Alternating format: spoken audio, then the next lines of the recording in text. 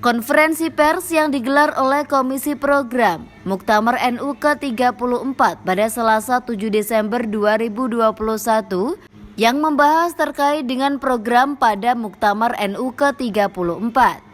Program yang akan dibahas dalam Muktamar NU ke-34 ini menindaklanjuti program yang sudah ditentukan pada Muktamar NU ke-33, di mana pada saat itu sudah ditetapkan program dari tahun 2015 sampai 2026.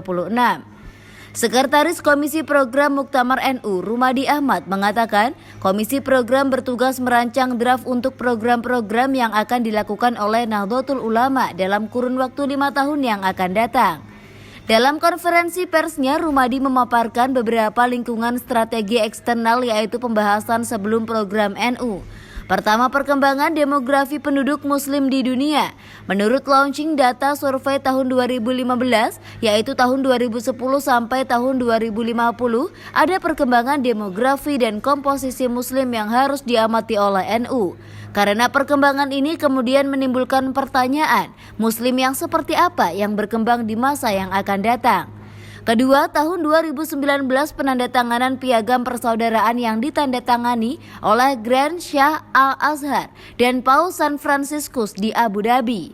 Penandatanganan ini meneguhkan Nahdlatul Ulama bahwa apa yang selama ini diperjuangkan oleh NU mendapatkan momentum dan persetujuan oleh dua kekuatan besar agama di dunia yang diwakili oleh Grand Shah Al-Azhar dan juga Paus di Abu Dhabi beberapa waktu yang lalu. Ada dua analisis lingkungan strategis, ada yang terkait dengan aspek-aspek eksternal. Eksternal ini juga ada dua, ada eksternal yang terkait dengan situasi perkembangan internasional dan juga nasional, tetapi juga ada analisis internal ke dalam ke-NU-an sendiri. Nah, beberapa hal yang menjadi perhatian kami untuk menyusun program, kita harus memperhatikan lingkungan strategis eksternal. Ada dua hal yang menjadi perhatian kami terkait dengan lingkungan eksternal, yaitu terkait dengan perkembangan demografi penduduk muslim di dunia. Kami menggunakan data survei yang dilakukan oleh satu lembaga survei yang saya anggap mempunyai kredibilitas, yaitu Pew Research Center.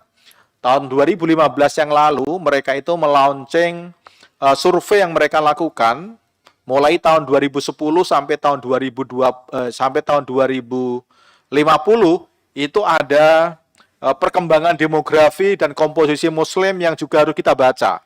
Karena perkembangan ini nanti menimbulkan pertanyaan muslim model apa yang akan berkembang di masa yang akan datang itu.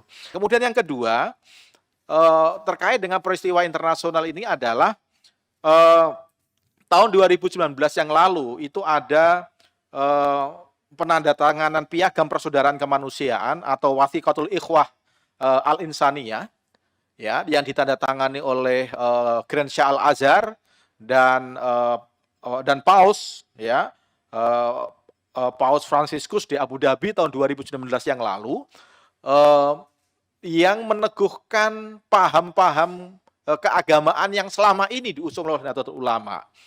Kalau di dalam piagam persaudaraan kemanusiaan itu mengelaborasi istilah-istilah persaudaraan kemanusiaan, misalnya persaudaraan tanah air. Istilah-istilah itulah yang diintroduksi oleh Nahdlatul Ulama sejak tahun 84. Jadi Kiai Ahmad Siddiq tahun 84 sudah memperkenalkan istilah ukhuwah insaniyah, ukhuwah watoniyah, dan ukhuwah insaniyah. Itu kemudian ditegaskan apa yang sudah diputuskan oleh Nahdlatul Ulama dan diintrodusir oleh Kiai Ahmad Siddiq waktu itu tahun 84 dalam dokumen penandatanganan kemanusiaan tahun 2019 yang lalu. Jadi penandatanganan dokumen kemanusiaan ini meneguhkan Nahdlatul Ulama bahwa apa yang selama ini diperjuangkan oleh Nahdlatul Ulama mendapatkan momentum dan dipersetujui oleh dua kekuatan besar agama di dunia yang diwakili oleh Grand Shah Al-Azhar dan juga Paus di Abu Dhabi beberapa waktu yang lalu. Selain itu, yang menjadi catatan bagi NU dalam program 5 tahun ke depan adalah perkembangan demografi nasional, bonus demografi, indeks pembangunan manusia, reformasi birokrasi dan pemberantasan korupsi, kesehatan, kekerasan terhadap anak dan perempuan, perkembangan demokrasi, perkembangan politik aliran, dinamika sosial keagamaan, perkembangan teknologi informasi, pendidikan dan kualitas sumber daya manusia.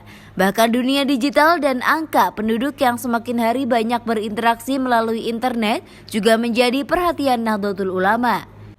Dari Jakarta, Tim Liputan Madu TV mewartakan.